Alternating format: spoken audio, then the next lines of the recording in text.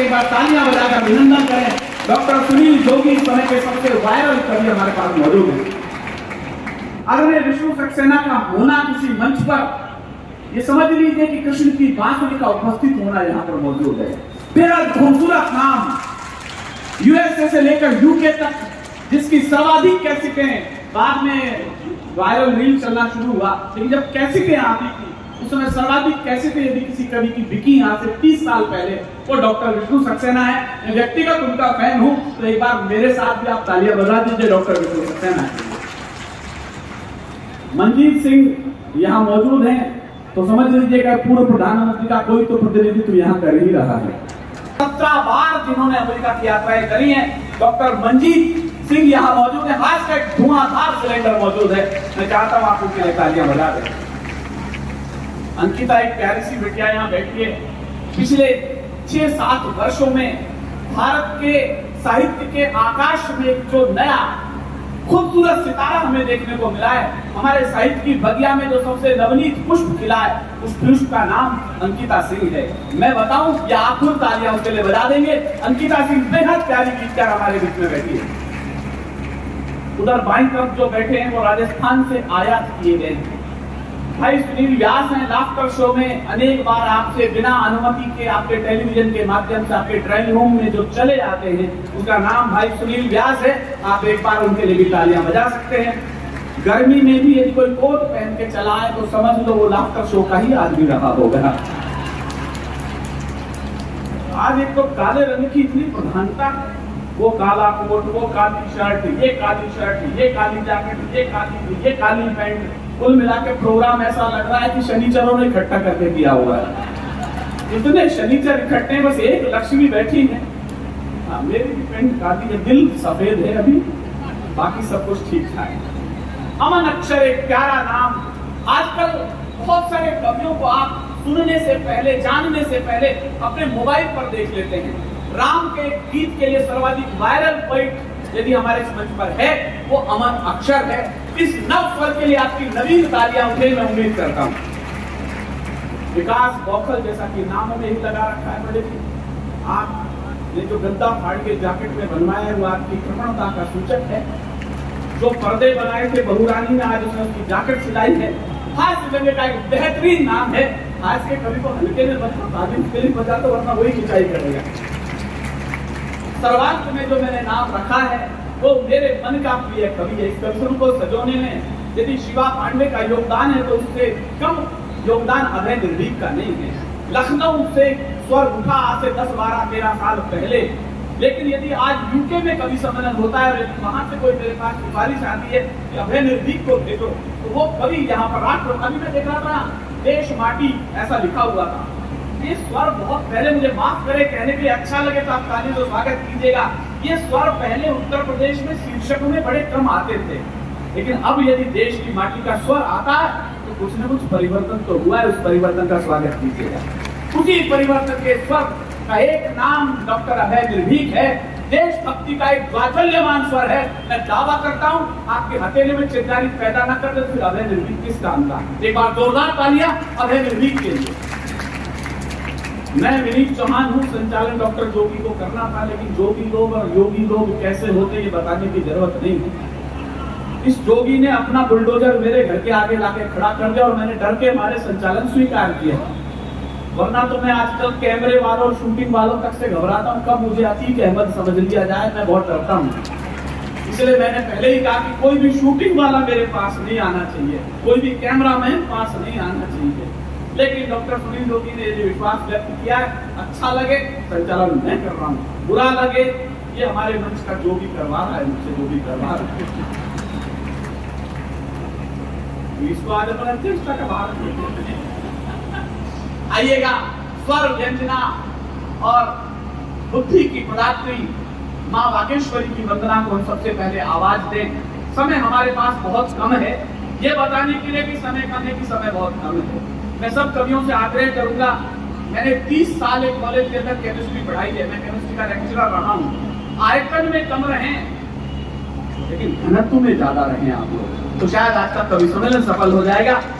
मैं हमारे घर की सबसे प्यारी लाडली दुलारी बेटी, हमारे घरों में पूजा होती है, अर्चना होती है, तो हम पूजा की थाली बेटी के हाथों में दे देते हैं। मैं आज भी ये स्वर प्रिय अंकिता को सौंप रहा हूँ। हालांकि गीत का बड़ा स्वर डॉक्टर विष्णु सक्सेना यहाँ बैठा है, लेकिन प्रिय अंकिता के लिए आप एक बार तालियां बजाइए। बाकी फिर हम कल शुरू करते हैं।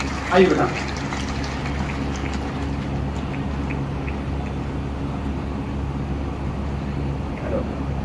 माँ को नमन करती हूँ, आप सबको नमस्कार करती हूँ। सरस्वती वंदना का आदेश हुआ है। मैं माँ को आवाज देती हूँ और सुनिएगा उन्हें कहाँ विराजने को कह रही हूँ।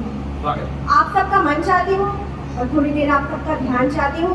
जो बातचीत कर रहे हैं उसको एक बार के लिए रोक लीजिए। मैं वंदना करती हूँ। छंद में हूँ बांध देती आज अपने भाव को, शारदे माँ तार दे तू भक्त की सेनाओं को। दे मुझे माँ शक्ति की मैं लिख सकूं हर सत्य को। दे ललक माँ सीखने की ज्ञान के हर तथ्य को। इस धरा पर बढ़ रहा निर्बोधता का भार है। बेड़ियों में है बंधार, रो रहा संसार है। ज्ञान दामा कर कृपाल, ज्ञान का शीश दे श्रीपदा देवी। सभी को बुद्धि विद्या दान दे। भूल कर अपराध मेरे तू क्षमा का दान दे। मेरे सिर पर हाथ मेरे तू अपरिमित ज्ञान दे। साथ है माँ तू अगर तो बुद्धि अंतर बोध है। साथ है माँ तू अगर तो बुद्धि अंतर बोध है। मन में मेरे आ विराजो माँ यही अनुरोध है। माँ यही अनुरोध है।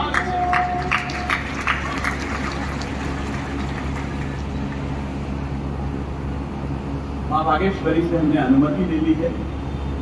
माइक बहुत अच्छा है, आपको अग्रिम धन्यवाद देते हैं। बस इस माइक को जैसा यहाँ है वैसा मेरे वाला भी कर देना, वरना धन्यवाद अधूरा चला जाएगा। अब मेरे सामने संकट ये है कुलाधिपति महोदय कि किस कवि को सबसे पहले बुलाऊं। अभी किसी कवि को पता नहीं है सामने की पिच कैसी है, कौन हमें श्रीलंका समझ लेगा, कौन हमें पाकिस्तान समझ लेगा, कौन इसमें से बैटिंग करता हुआ वर्ल्ड कप जिता देगा या एशिया कप जिता देगा। मैं जिस भी कवि की तरफ देखता हूँ वही पट्टा मेरे को यूक्रेन समझ के रसिया की तरह घूमता है। खबरदार जो तेने मुझे बुलाया, वरना सारी बमबारी तेरे ऊपर की जाएगी। मैं जिधर देखूं पदम श्री सुनील जोगी, अभय निर्वी की, सरदार जी बैठे हुए, सरदार जी को तो वैसे भी छेड़ सकते, टाइम भी थोड़ी देर में होने वाला है उनका, मैं कुछ बोल नहीं सकता। एक आदमी मुझे समझ में आया हुआ है, विकास बौखल। अब बौखल तो बौखल है, वो जो देखो उसकी मार्केट वैल्यू इतनी है कि नाम लेते ही तालियां बज गई। इससे पता लगता है विकास बौखल यहाँ पर कितने लोगों का कर्जा लेके जा चुका है। लेकिन अद्भुत आदमी है साहब, इतना सीधा आदमी है। कोई लड़की मुस्कुरा के देख भर ले इसकी तरफ, बच्चों के नाम सोचना शुरू कर देता है। आपको और मजा आएगा, सीधा इतना ज्यादा है कि प्लास्टिक की कुर्सी पे बैठा दो तो जंग लग जाए, सब तकदीर इतनी खराब लेकर के आए। लेकिन एक ही अच्छी चीज है डीएम साहब इसके पास, इसने लखनऊ के आसपास में वृक्षारोपण का बड़ा सघन अभियान चलाया है। एक एनजीओ चला रखी है इसने। वहां जितना वृक्षारोपण आप देखेंगे गोमती नगर के आसपास, तो विकास बौखल की देन है। आप एक बार फिर तालियां बजा सकते हैं कि एक प्राकृतिक प्रेमी व्यक्ति आपके पास बैठा है। लेकिन आज जैसे ही होटल में हमारे पास आया तो मेरे को बता रहा था कि भाई साहब ये वृक्षारोपण अच्छी चीज नहीं है। अरे मैं हरियाली होती है हमारे राजस्थान में तो पेड़ देखने को नहीं मिलते। मैं और सुनील तो राजस्थान से आए, तुम हरियाली पैदा कर रहे हो, हमें तो तुम्हारी जरूरत है। चलो नहीं भाई साहब वृक्षारोपण बहुत खराब चीज है। क्या ऐसा क्यों? कहने लगा आज मेरे को पुलिस पकड़ के लेके वृक्षारोपण के चक्कर में। अरे मैं क्या ऐसा नहीं हो सकता, पुलिस तो अच्छी है, वृक्षारोपण में क्यों पकड़ के ले गई? अगली बात में जो जवाब दिया जिन्हें समझ में आए वो ताली बजा सकते हैं, बाकी लोग बगल वाले से पूछना हुआ क्या है। मैंने कहा पुलिस क्यों पकड़ ले गई? कहना भाई साहब गोमती नगर थाने में शाम तक मैं एसएचओ साहब को यही समझाता रहा कि गांजे का पेड़ भी तो पेड़ ही होता है। एक बार जरा जोरदार तालियां बजाइए विकास कौशल आपके बीच में।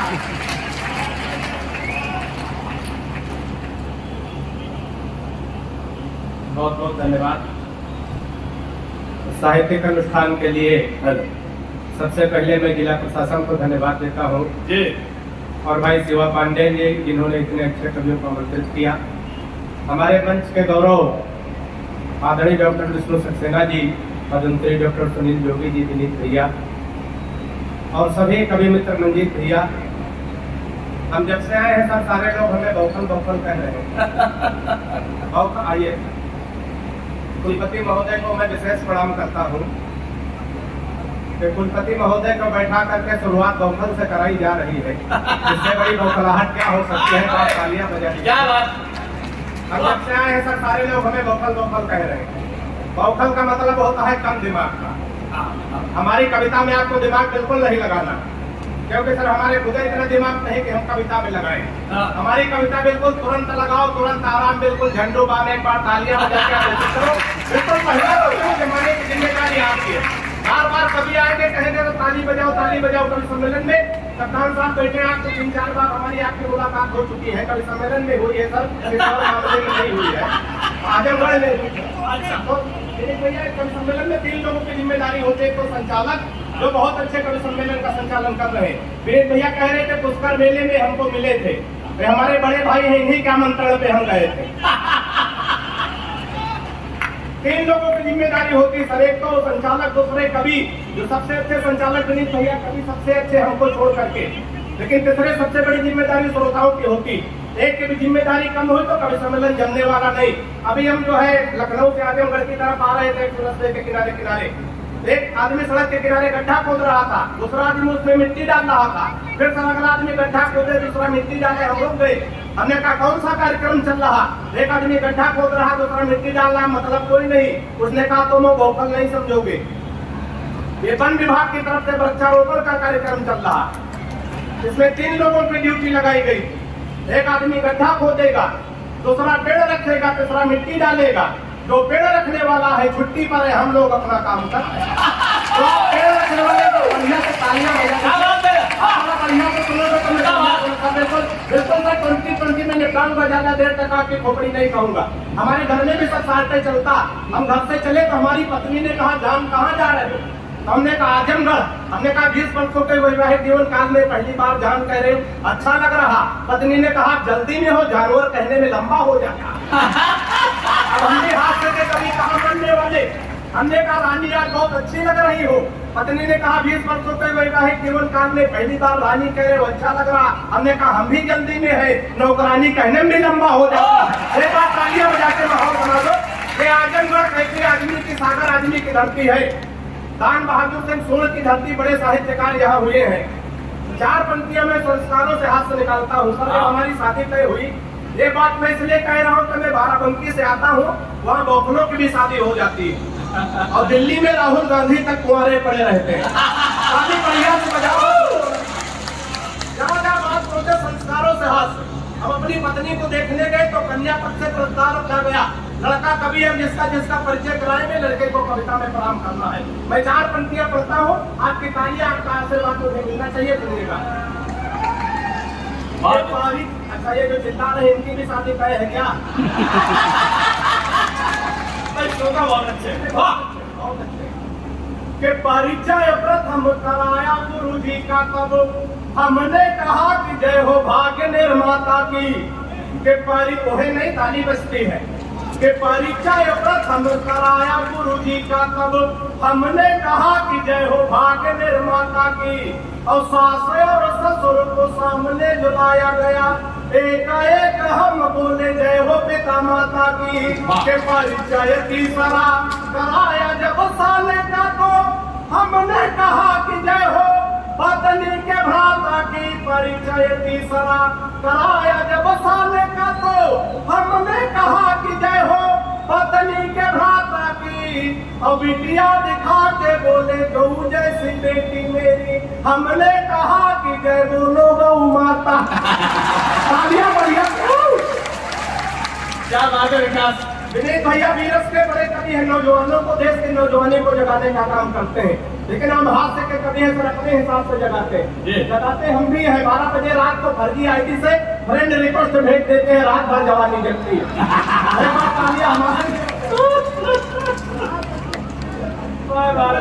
ताजी पंक्तियां बात पहुंचा तो आशीर्वाद दीजिएगा कि फेसबुक पर फेस देख कर बुक किया, मन के बगीचे में मयूरी बनना चाहिए। कि फेसबुक पर फेस देख कर बुक किया, मन के बगीचे में मयूरी बनना चाहिए।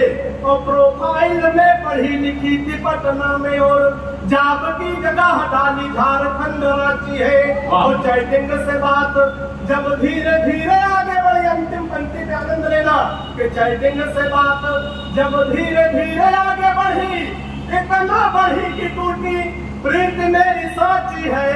और 2.5 साल प्रेमिका समझ बात जिससे कि बाद में पता चला पड़ोस वाली चाची। तालियां बड़ी। बाद में पता चला पड़ोस वाली चाची। बड़े मन से बड़े आनंद में आप लोग सुन रहे। 4 पंक्तियां सुनेगा, हंसते हंसाते देशभक्ति। हमारे कप्तान साहब बैठे सर, पड़ोसियों से कभी संबंध बिगाड़ने नहीं चाहिए, चाहे गांव हो, चाहे मोहल्ला, चाहे देश, चाहे प्रदेश। उत्तर प्रदेश से हम है, बाबा जी की सरकार है और बुलडोजर तैयार है। इस बात को ध्यान में रखकर 4 पंक्तियां सुने। अगर बिना किसी लड़ाई झगड़ा के हाथ से उत्पन्न हो जाए तो आनंद लेना सुनिएगा कि हिंदवा ने शेर पाठ जाके जो दहाड़ देंगे, गीदड़ तुम्हारे बेचारे मर जाएंगे।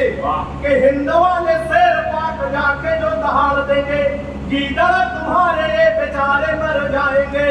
और दलयंती रोमियो का भेज देंगे योगी जी तो सानिया के देवर कुंवारे मर जाएंगे।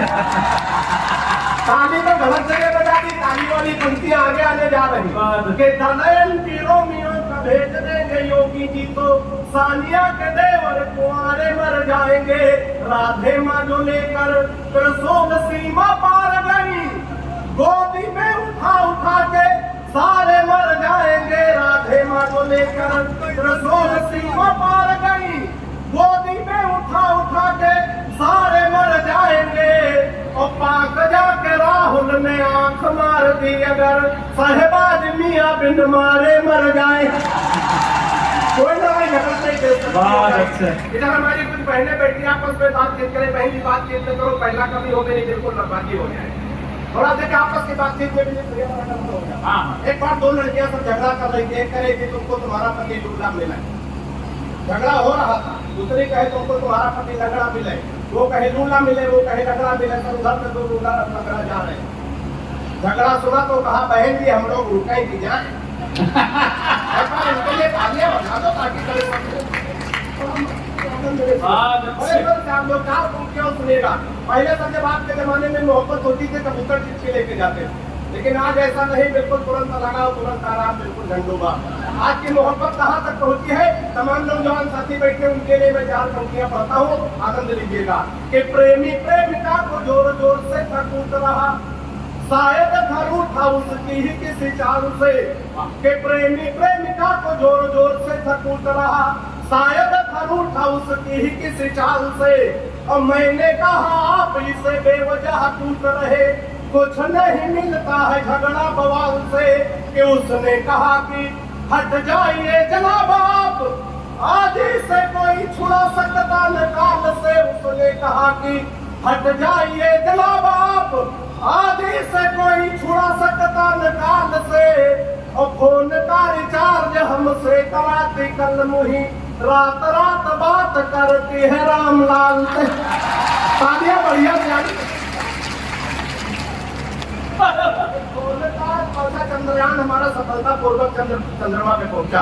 अगर आप कमल हो एक बार तालियां बजा दो, बिल्कुल ताजी सरकार देंगे हम लोग से। आनंद लीजिए।